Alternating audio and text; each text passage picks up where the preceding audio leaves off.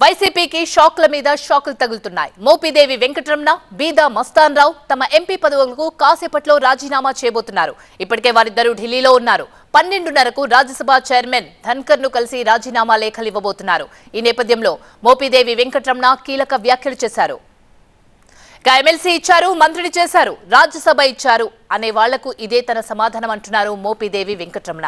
అసలు జగన్ కోసం ఎన్ని త్యాగాలు చేశానో వాళ్లకు తెలుసా అంటూ ప్రశ్నించారు ఆయన.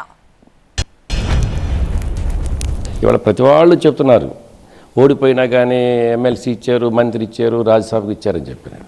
దానికన్నా ముందు నేను జగన్మోహన్ రెడ్డి గారి కొరకు నేను ఏమాత్రం త్యాగం చేసినటువంటిది ఒక్కసారి మాట్లాడేటువంటి పెద్దలు ఒకసారి ఆలోచన చేసుకుంటే వీళ్ళు మాట్లాడటానికి అవకాశం ఉండదు.